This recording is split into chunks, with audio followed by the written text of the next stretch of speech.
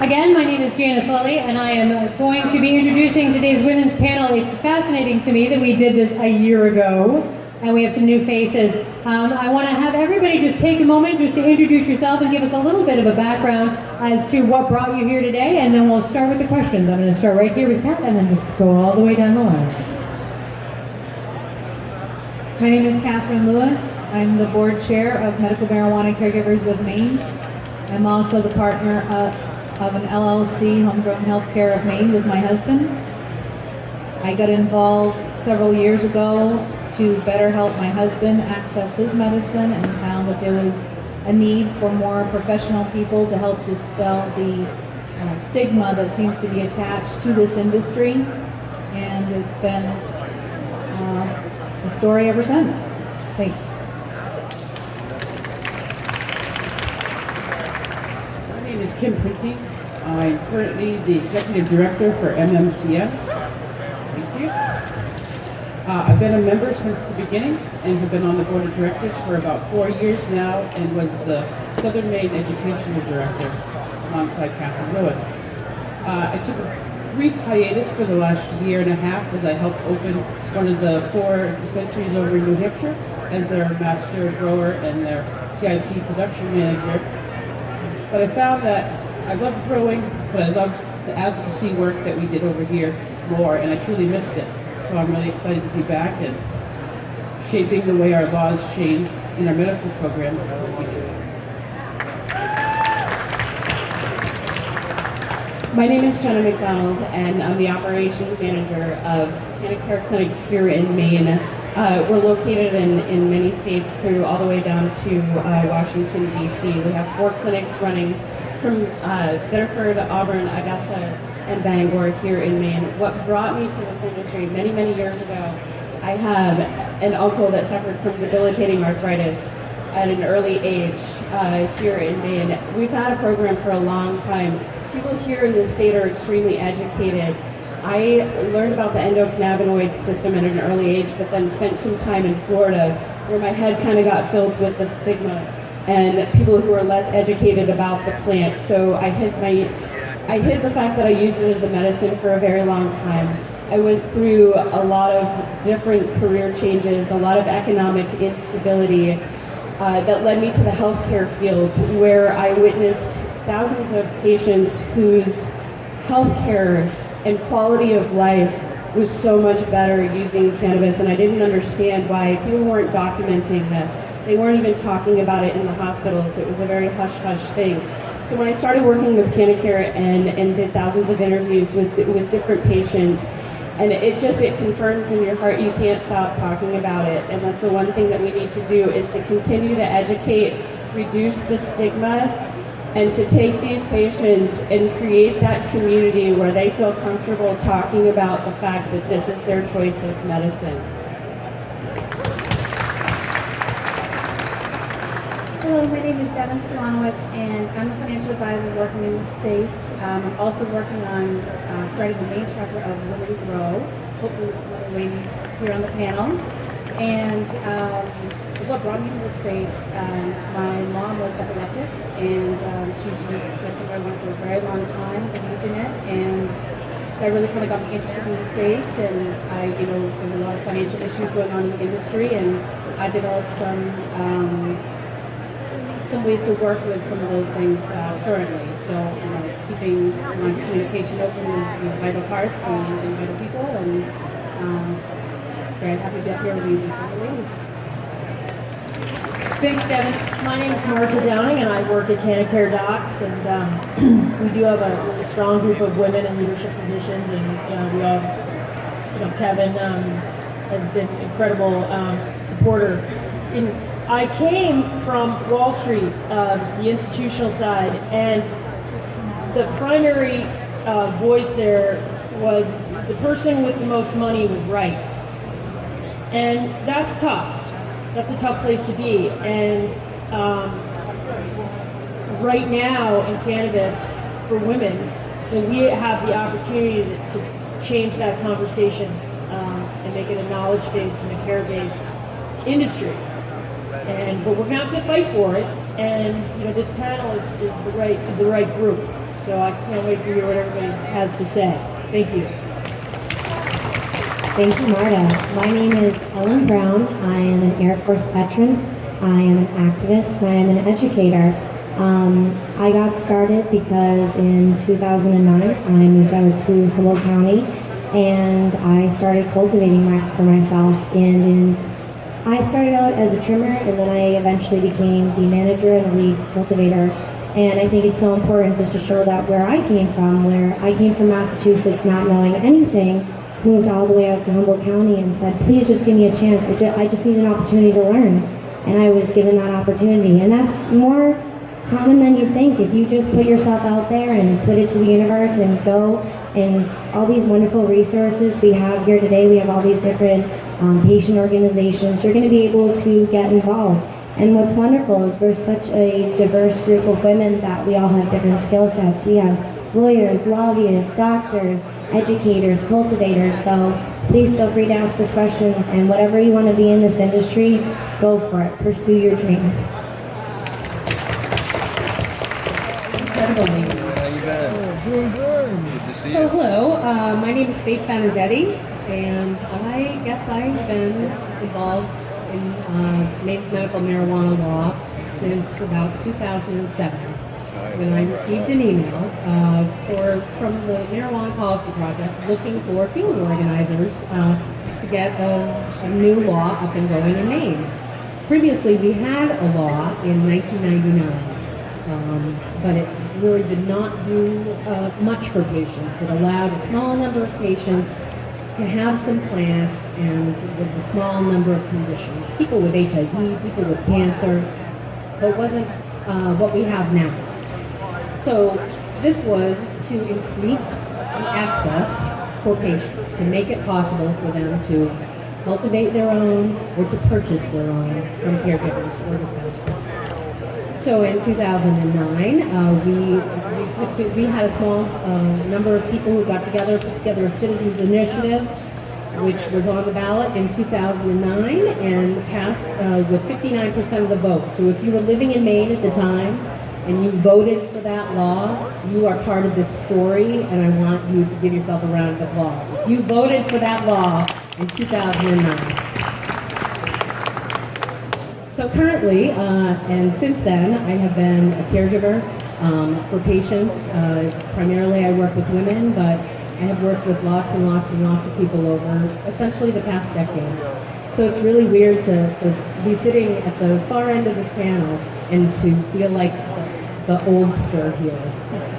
But I'm grateful, and I'm grateful that 10 years from then, we have this incredible trade show. So I don't know where the next 10 years are going to take us in cannabis, but this is pretty interesting. Thank you so much, Faith.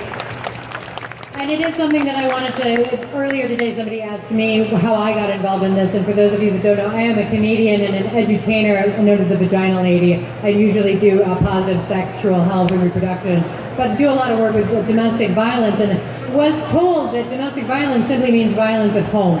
And one of the ways that we need to eradicate violence is by reducing and eliminating some of the barriers that make, even in 2016, Maine women and New England women in particular kind of beholden to the old boys club. So I kind of like to start with a little bit of the reflection in the past and what you guys have seen in the cannabis industry that has changed dramatically over the last 10 years for women. I mean, I think it's fantastic that, 10 years later, this is the second time we've done this panel, but it did kind of come to a little bit of a surprise considering it was all women doing the work, that we had never all stood up together and said, oh wait, we are doing this work. So would anybody like to talk a little bit about what they have seen personally or professionally change in the community?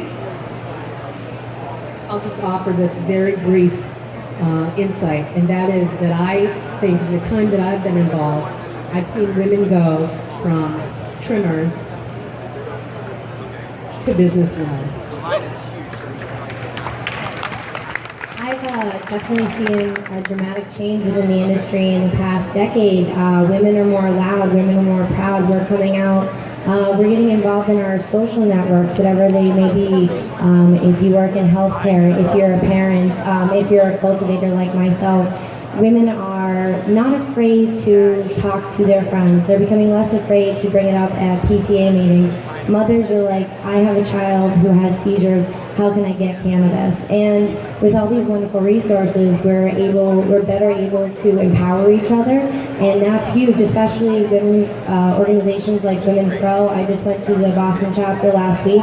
Those organizations are going to be monumental in making sure that women feel safe and that we're able to get the resources we need. So I can't go back 10 years. I can go back maybe 4, and I would second needing more women who are technically knowledgeable, which I think is so important. Understanding the plant, understanding growing the plant. I see more and more, and learn more and more from women who are at that higher level. I also see risk going up because you need to take risk to be successful, and I think that's in any business, especially when we're on the cutting edge of a business that's very stigmatized. So I'm not suggesting that you take crazy risks, but you do need to find out where your tolerance is for being a caregiver. If you're a caregiver in Massachusetts, if you have one patient, someone really needs your help, wow, that's tough. Or are you going to experiment with multiple strains where you might have more plants or more cured flower material than you're allowed to have? Where's your risk? So I think you need to have that question with yourself, and I see more women having that question. But I think I would caution all of us on this panel and everybody else that we really need to hold our place now. I mean, there is a lot of money streaming into this industry, and it comes from tech, and it comes from healthcare, and it comes from Wall Street, and that has been a very traditional looking field. And so the investment money, we need to find women to make investments, and we need to reach out and find those women and assure them that they can be successful in this space. Otherwise, we are going to have an industry that looks just like tech, and just like Wall Street, and just like medicine. So to speak to Marta's point about taking risk, being a financial advisor working on this, there's a lot of issues just with the investment dollars and the money that's streaming into the industry. I took a huge risk. I worked for a very large company, and I went to them and started working on a pilot fund to start to integrate folks in this industry into everyday normal business accounting and so forth that every other person in every other industry has access to except for this one. So when I went up to Denver, I really had no idea what I was getting into in the industry, and that's where I met Jasmine from Women Grow, and realized how good this was going, and that we really have nothing out here in the state of Maine for such an incredible organization. There's 27 chapters across the United States right now, and really the closest one we've offered. So, we're working on building that, and just seeing a larger number of women, coming into the industry, being able to support every avenue, from doctors, lawyers, finance, every walk of life, and it's just fabulous to see all of them kind of coming together and supporting each other.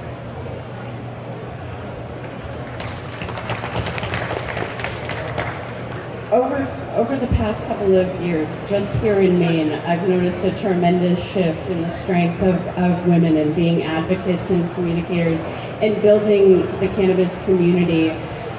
That's due in part Kim Printy, Catherine Lewis, everyone that's on this panel. And it's about taking the time to get together it's strengthen numbers.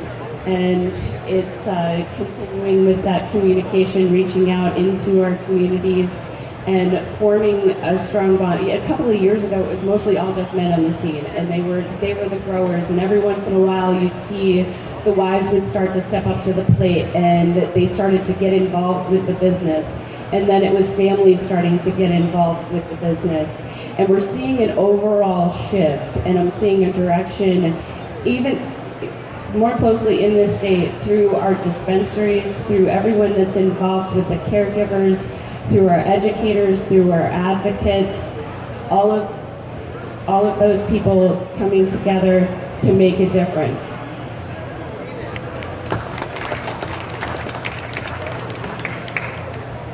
I'll add to what Jenna just shared. I know that when I first started growing many years ago, I was the only woman cultivator in the state that I knew. And that was a little disheartening to me because there are a lot of women that I knew had the skills to do that. I didn't know any women that worked in grow shops or did consulting for building out space and how to grow. And now we have women that are running grow shops and owning them. They are some of the best consultants that we have. Recently, a few of us had an opportunity to go down to Orlando to a show, and the women that approached us from other states to help them have a program in their state, it wasn't men that were approaching us asking us how to do that. It was the women that were taking the lead of, tell us how you did it. We really want to have a program in our state. So that's really encouraging to see that we are taking the lead. I know a lot of women who are very talented with their edibles. They're not just manufacturing their edibles for their patients now. They are reformulating those edibles and branding them so that they can be leaders in the industry. So it's very exciting.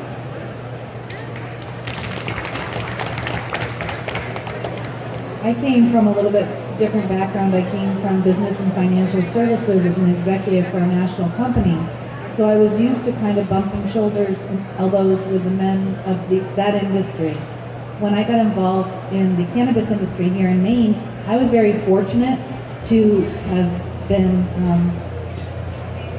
helped up by Printy specifically and Faith Benedetti. They were two women that I actually looked up to. I met them in the State House hallways.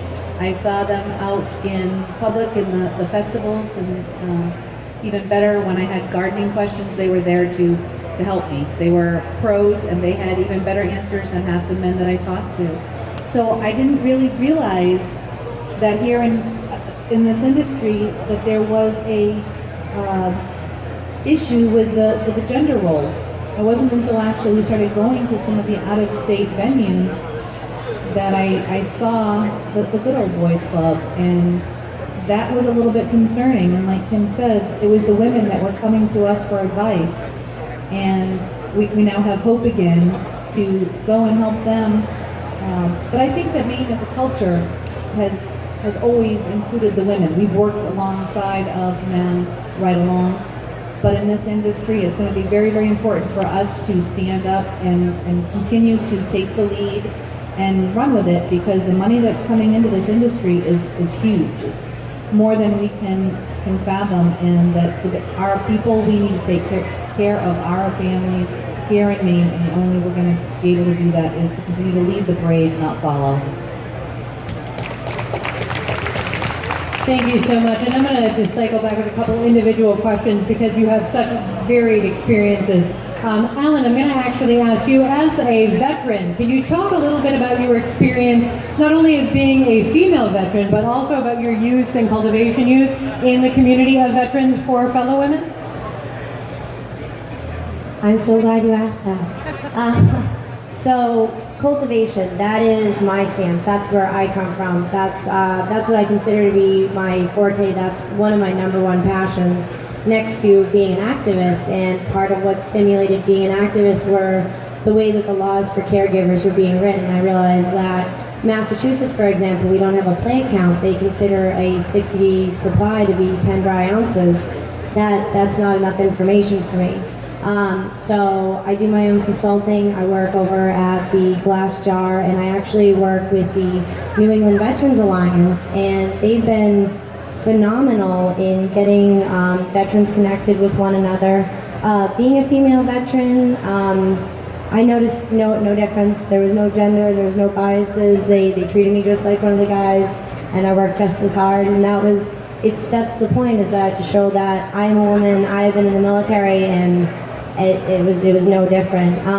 But there's always like a certain amount of female camaraderie when you see other women doing things. Like with these women on the panel, I'm honored to be with you guys. You all have such an amazing skill set. And when you see other women in the military, same thing. We do different jobs. I'm a nutritionist.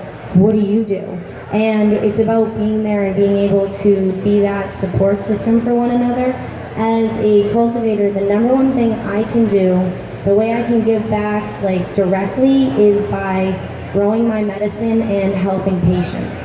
That's the way I'm able to give back. So it's so important for myself to constantly stay educated and up to date, because the technology is changing every day, the science is changing every day, and in a positive way, that we have new research, I have facts, it's no longer anecdotal, I have proof of concept. And we're only going to get that with research and working together. For the New England Veterans Alliance, we get together once a month at the Tetrahydra Club every Tuesday, and you don't have to be a veteran to come. But what we're doing is we're working on getting other people involved. We want to be a part of the stand downs. We go to the city council meetings. We try to make our state representatives realize that there is an opiate epidemic, which is another panel in itself, and it especially impacts the veteran population. We are probably the most overprescribed population of people, and we're like 2%. So we really strive to empower everyone to be their own best advocates, educate each other, and we hold classes, we hold seminars, we encourage people to come to things like this. So any veterans out there, anyone who knows the veterans in need, I'm over at the Glass Jar, Neva's right there, and either way we'll connect you to the people that you need to be connected with. We're always here to help, and any way that I can facilitate somebody to become better educated, they'll be able to. It's a stigma, and what we're trying to do is create a paradigm shift. I'm trying to create a mass consciousness for everybody to know that cannabis is good. Endocannabinoid system should be a word that we use at the dinner table. It's part of your body. It's just as real as your lymphatic system or your immune system, but it's the most under talked about thing on the planet. So anything you need to know for education, or if you wanted to work with the Veterans Alliance or help us cultivate, we always need raffles. We always need things that we can donate to veterans or other organizations to just make our organization stronger. Like they were saying, there's something to strength in numbers. So I need every single one of you, and I need every single one of your unique, wonderful skill sets. Thank you so much, Ellen. And I want to turn this to Jenna and Marta in particular. When we talk about, systems, you tend to think about the military system being very male-dominated, and I'm sure you two have found, with your experiences in the medical community being very male-dominated, do you find that your role as proponents of medical cannabis and women make you either in line with more colleagues or at odds with more colleagues? And I love, Marta, what you said about making sure that we get on board before it starts getting to be as male-dominated as the tech industries are. So do you have anything that you can share as far as, for anybody that's in the audience, as far as what they could do to help, the medical community move forward for women? Yeah, I think that the best in medicine, we're not practicing cannabis medicine at the highest level yet, because we're still involved in the state verification and blessing somebody who has Crohn's or migraines or something else, and so we need to do that as quickly as we can and then segue to real cannabis therapies. But I think I can't really say. I don't think that the cannabis medicine community is as cohesive as it will be and needs to be. And I really think that Jenna and I can play a really big part in being leaders of that. The tide rises, lifts all ships, and we need to set a high standard for all of our pod docs. We need to own that language and make sure that everybody's doing great, and work with people that aren't. And so I would say that if you're here and you're sitting in this audience right now and you're already an expert, you made the investment to come here today as a woman, and you know more already than everybody else because you came to this event right here. So go out there and be evangelical. You are the expert already, and that's empowering. And I think that if the decision that you made to walk in this door can move cannabis medicine forward. And cannabis is wellness, because as I really believe, I like this to be an industry built on caring. So right now, we're so incohesive in terms of that clinic and who's doing research and who's not. So that I think is a place and a great question that we can really be out front on bringing that together, and that's then going to create powerful leadership. Thank you, Marta.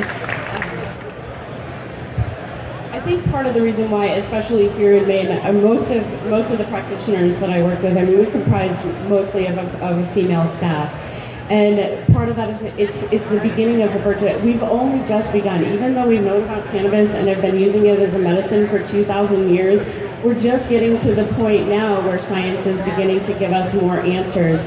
Up until this point, it's been a very intuitive thing where everyone is experiencing cannabis with our endocannabinoid systems and the different strains in very different ways. It's a lot more holistic. It's very naturally based.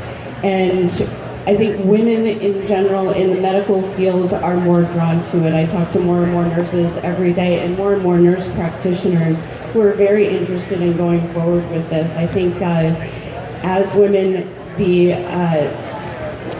the draw of being able to use plant-based therapies as opposed to pharmaceuticals is becoming more and more of a viable option.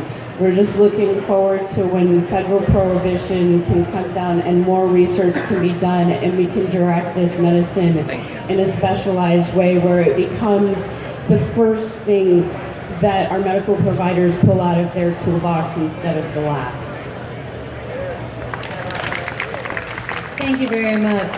So I'm going to turn this now to Kim and Catherine. Your experiences precede you in the business world. And Catherine, you and your work here in Maine, and then Kim, your venture into New Hampshire. So I'm really interested to hear about how you found being, if it even mattered, being a woman in the business industry in Maine, and then kind of starting this new venture with caregiving that you did for your husband. Do you find that one kind of correlated, or was it an easy transition? It started out as an easy transition and actually got a little bit harder. The deeper I got, the more stigma I found, and the more I found the male domination or the expectation that I may not know what I needed to know to be taken seriously in this industry. With the research that we do in our business, we look to solve problems. We thought about the problems that our clients were having. We wanted to solve them. My husband is a great cultivator. He doesn't blend anything. That's not his thing. We each serve our own roles. When he was incapacitated, I served his roles, and I was able to slip into that. I could lift the dirt. I could plant the plants. I could water and feed based on the recipes that I was used to doing. But when I got into the political realm, it was hugely different. And like I said, the deeper I went, the darker it got. And the more that the women in the community, we all came together. And working together, there was strength in numbers. We uplifted each other. There have been times that this community has had difficulties in remembering how to uplift each other. And one of the great things that I think being a mom actually is what prepped me for it. I've been accused of that more than once. Is how to bring people together and to use positive affirmation to help women develop the skills necessary, because it's not rocket scientists. We're not rocket scientists. It's something that anybody can do if you have a passion for it, and we want to educate people. Kim and I developed the educational program for medical marijuana caregivers of Maine, and we have taught hundreds and hundreds of people that have come through our doors how to do exactly what we've done, whether it be just from the law, cultivation, advocacy, blending, client care. We teach it all for everybody.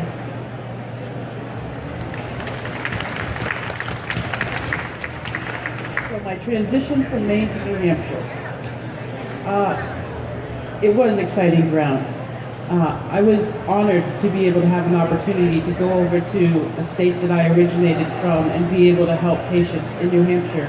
Because as many of us know in Maine, we do get those calls from those border states, and they're desperate. People are dying, and it's tragic for us to hear those stories and know that there's just this line that divides the two. So how exciting to go over there and help open up one of the dispensaries. As much as I love cultivating cannabis, I was so detached because you're so busy producing that cannabis. I never had a chance to see my patients anymore. I could talk to potential patients on the phone, but I actually missed that caregiving part of what I love doing here in Maine, was meeting with my patients, educating them, teaching them how to blend, cook, and extract, and be more self-sufficient for themselves. So, as exciting as it was to go and be part of that, I still preferred being over here and kind of being able to help people in that way. So. Thank you very much, and I love hearing everybody kind of frame cannabis for women as a tool to really unify and move forward. So Devon, I'm going to ask you if you could speak a little bit in your role about what this could mean potentially as a financial planner. What can women expect to be able to bring for themselves and for their families with this new industry? Absolutely, thank you so much. So, with the surge of women coming into the industry, they're in every different role. They're being able to actually make better salaries. Traditionally, men were the ones who always were breadwinners, and kind of seeing a shifting paradigm now, where women are able to make a nice income for themselves and to support their family. And it's a nice thing to see with being able to, again, bring more quality to the family life and have a look at supporting your family and supporting what they do and move their businesses further. Thank you so much. And Faith, I'm going to actually harken back to a statement that you made last year on the women's panel, which was one of the most profound statements of the last year for me. We were discussing kind of geographically introducing the panel members, and Faith said to me that she was not willing to disclose the area in Maine she lived in because she didn't have a husband, a dog, or a gun. And I have never forgotten that statement because I think it really does speak to the darker side of how much we do want to talk about what the opportunities are for women. But how do we really balance this with the actual reality of, the potential for risk, the potential for violence, the potential for ramifications for ourselves, for our loved ones, for those of us that are mothers and have children? How do we balance what I think may be seen by some of the women in the audience, and definitely myself, as kind of one of the last unequal ground? So if you could give a minute. It's a lot to unpack there, Janice. Okay, I guess to speak back, so I am in a very unique position in that I am a one-woman show. So I am not affiliated with any group. I'm not affiliated with any dispensary. I'm just kind of myself, a caregiver and a healer. And so I plan, I prepare, I grow, I tend, I harvest, I formulate, I package, I process, I market, and I take care of my patients all by myself. It's, if you can imagine that, and for one person, an extremely enormous and exhausting task. But it's the work that I do in this world, and it's my mission, and I feel like this is what the universe has given for me to do. And that at the proper time, the people I need to assist me in that will be drawn to me. But with that said, I am a woman who lives up on the hill, the mystical poet growing marijuana for her patients, without a man, a dog, or a gun. And so even though I'm known in my town as this lady who does this thing, I'm also very, very private about who I am.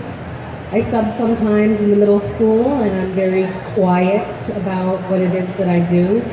I'm very careful about not appearing medicated in public because I am aware that even though we're working to reduce the stigma, that there's still an awful lot of it out of there. And you don't want to be the stoned lady who's like teaching 8th grade English. Right? Right. So I don't know if I'm even answering your question, but I think that, yes, I think that women in this world are having to be walking in two worlds. We are sort of going back and forth between being the leaders and being the support personnel, and then being the leaders again, and then being the support personnel.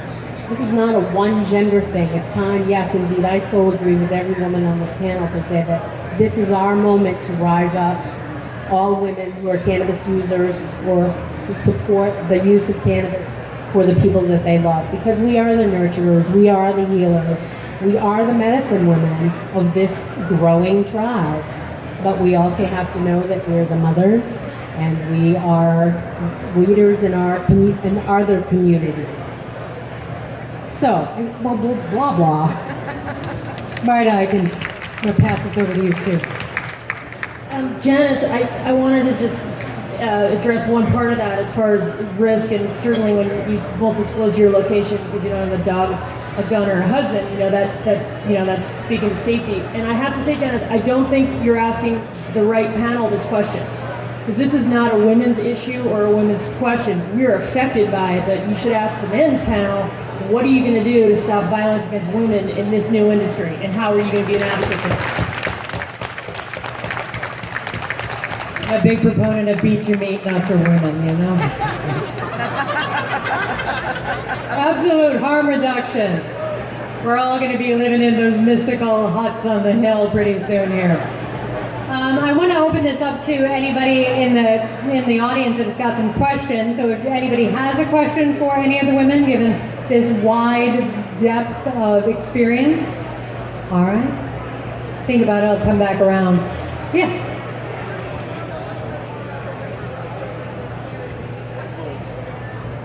So the Women Grow program, can you give us a little bit of idea where we are with that, Ms. Devon? So we're actually in the very beginning stages of it. So it's being built currently. There's 27 locations across the United States. The closest one currently right now up and running is in Boston. So Beth is doing that as well. Yeah, she's wonderful. So that's actually, when I went to Denver, I met the founders, and I just realized such an incredible organization that really supported women, and it's just a very nice feeling, I guess. In the industry being so male dominated, I was one of the very few women that was actually at that conference. It just so happens the other ones were Jasmine and Jane, which is great. So we're actually looking to build that here. I was making the point to go down to Boston once a month. All the meetings meet once a month, and it was a hike. There's a lot of us up here in Maine, and really kind of need an outlet, to do this. And it's such such great people here. It's just something that will fit. So in the process of building that right now. So as soon as I have more information on that, I'm hoping to have that up and running here within the next maybe a month or two. So I'll definitely get more information out on that. So I'm a little bit down in southern Maine. We haven't exactly decided that yet. I was thinking possibly Portland, but maybe somewhere more central, maybe Augusta. Not quite sure yet, but it'll definitely be probably one of the major cities. No, Bob, I can get with you right now. All right. One of the things I think is so important for women is to make sure that we are, Alice Walker said it best, I think, activism is the rent that I pay for living on this planet. And I think all of us here definitely have our foot in this as far as activism, but also other, areas, veterans and, financial and the medical world. But what I really like each of you to kind of end today is what you feel would be the next best step to either support the young women in New England and specifically in the state of Maine in being able to really move forward into a much different, new day where this is, like Marta had said, where the violence is reduced, where opportunity is lauded, where, it is no longer a women's panel, but it's just a panel at a cannabis trade show. So if you could each speak in turn, if there's any other questions, let me know. Well, excuse me, at MMCM, we are actually developing our community outreach program as we speak.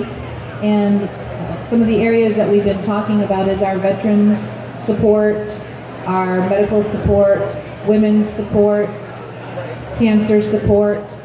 And as far as educating the women, we want to give them a safe place to come to ask questions, to feel that they can belong, including Women Grow. having that chapter here. We will also be updating our members as to the opportunity to participate in that organization as well. And we intend to continue our education series to develop and help support the young women as they grow.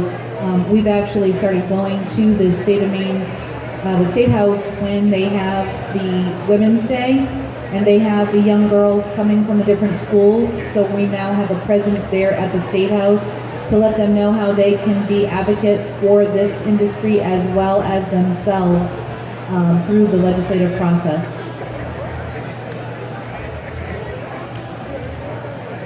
I think that continuing to educate women, and for those of us that are leaders in the industry, making ourselves available to mentor other women that want to continue to expand and move forward in the industry. I find that it's those supports and the encouragement, as we all on this panel do, support one another and build each other up, and however we can help one another, that makes us stronger as a whole.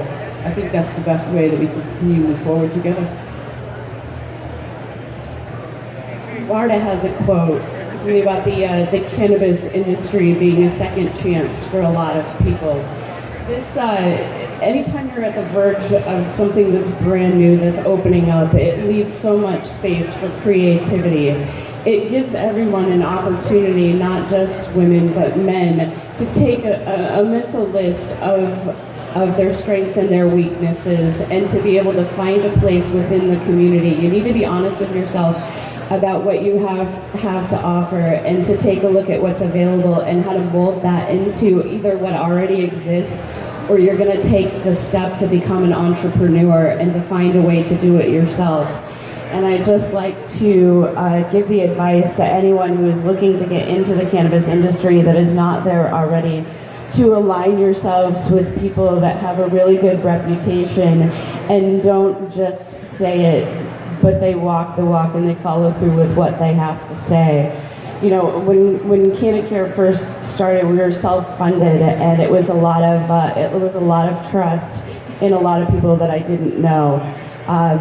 The one thing that I did was to take the time to watch their actions, to see what they were doing, to thoroughly vet and to follow through on everything that they said and make sure that they did it. And when you find a group of people who are extremely open, that have an excellent communication, that have a heart and a passion for this industry, and do what they say they're going to do, those are the people that you want to align yourselves with. So passion and support are, I think, two of the biggest things that are going to move this industry forward. And groups like Women Grow, MMCM, panels such as this, conventions like this, those are things that are really paramount to moving this whole movement forward. Anyone who is interested or has that passion, certainly start, just like Jenna said, with either finding a mentor or someone you can relate to and just talk to. That's a huge thing, and hopefully that will be the vision of Women Grow. Anyone who has a passion that just, anything to do with this industry, whether it's growing or another ancillary business, anything. Just kind of supporting each other and hopefully, getting like-minded individuals together and putting together some pretty cool things kind of for the greater good and moving the industry forward. I think what would be great is first of all, thank everybody for sitting through this panel. I mean, I learned a lot. I always do. It's pretty incredible. So, and since you're now an expert and you know more about the cannabis industry than anybody else by sitting in this room right now, go out and find your rich aunt or that lady that you knew had a lot of money, or go write a letter to Sheryl Sandberg or someone and tell them that this is a great place for women to invest and to invest in other women. And if we all do that every day, we're going to find some big investors who are women and are interested in having a blended, caring community, and we will. I guess thinking about it, because I've had some time to think about it. Stigma is a huge thing, especially for women in the industry and for women in general. When I told my family at 18 I was joining the military, they said, "That's for boys." I'm not kidding. And it was a big deal, and they didn't support it until I got out. And now they're proud. I told them I was going into the cannabis industry. I said I'm moving to Humboldt. They said I was crazy. They didn't support it at all. They don't understand a lot of my decisions, no matter how much time I take, how slowly I talk. There's nothing I can do to reach them because their cannabis is bad, marijuana is a drug, shouldn't you be married with a baby? I'm serious, these are conversations I've had with members of my family. What, you're 28, no prospects. Oh my God. I'm like, well, it's a thing. It's a thing I've had to deal with in a way that sometimes you can feel isolated, you can feel alone, you can feel like I can't talk to my own family about this.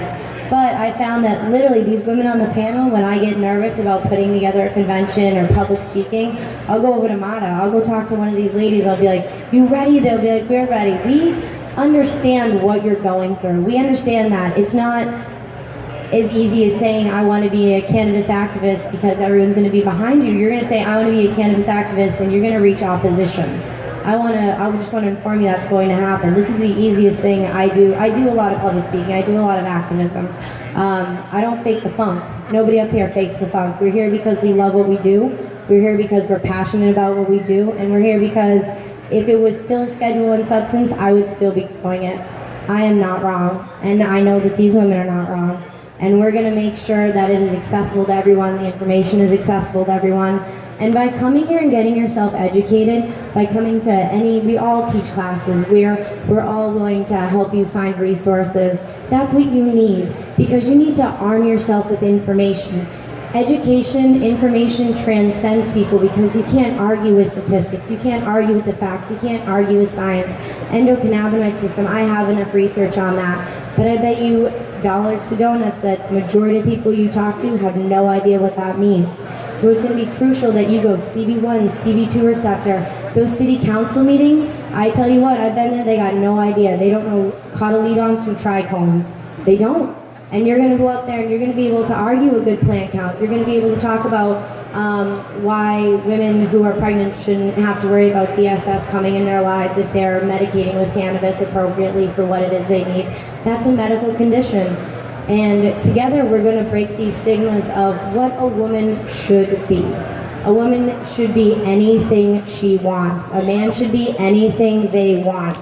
And in this industry, we're going to do it all. We can do biodegradable plastic with hemp. We can do phytoremediation with hemp. We can cure cancer with cannabis. And we need to be talking about those things. And yes, you're going to break those stigmas. People look at you look at me and think this girl cultivates cannabis, she's yielding like 3 pounds off a plant, I grow, I do all these things. People look at me and they think I'm just some college student. They have no idea what these women have to offer because, like you were saying, we don't look like stereotypical stoners. I don't have dreads, I'm not wearing as much tie-dye as I'd like. You have to be professional. It's really, we are breaking the stigma. So if you ever need any help or any encouragement, any single person on this panel, we want to help you. I want to help you get further. I'll be over at the Glass Jar. We're all going to be at our respective booths. Come on by.